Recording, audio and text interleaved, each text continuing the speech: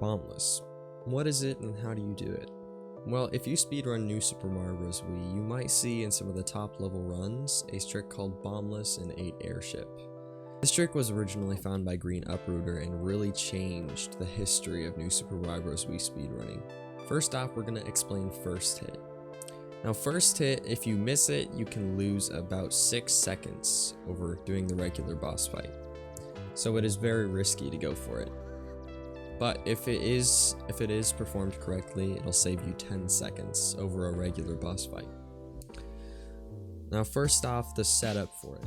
Lots of people use different setups, but for me, I change my setup quite a lot because I can't find a consistent setup for myself.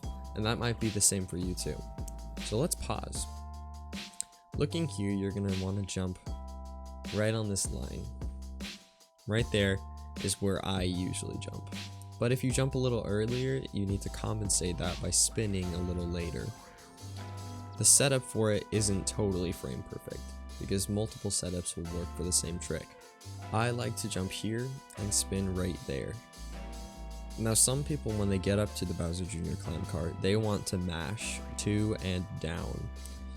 But I've found that timing or ground pound is much more effective.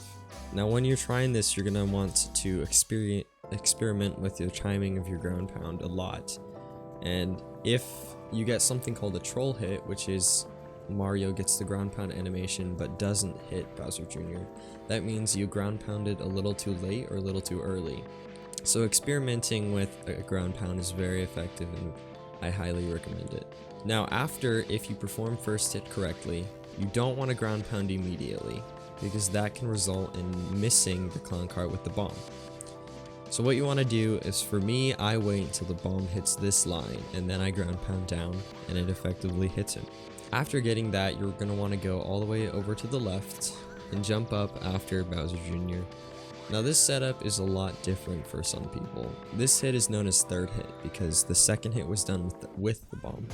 Some people like to wall kick before going up, and one thing you gotta make sure to do is you don't want to jump up there immediately.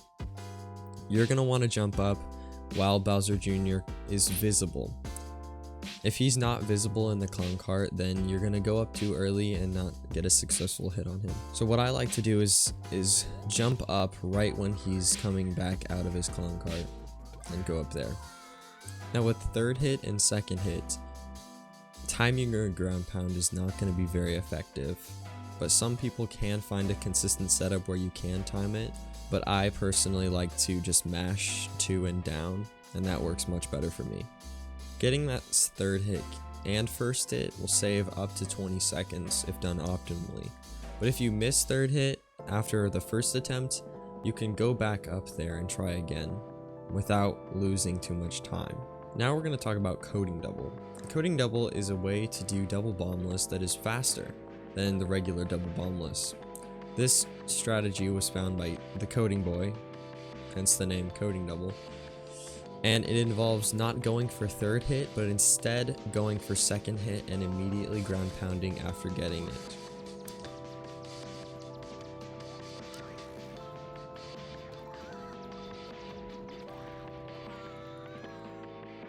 This method of doing double bombless saves 3 seconds over the optimal way of doing the original method of double bombless.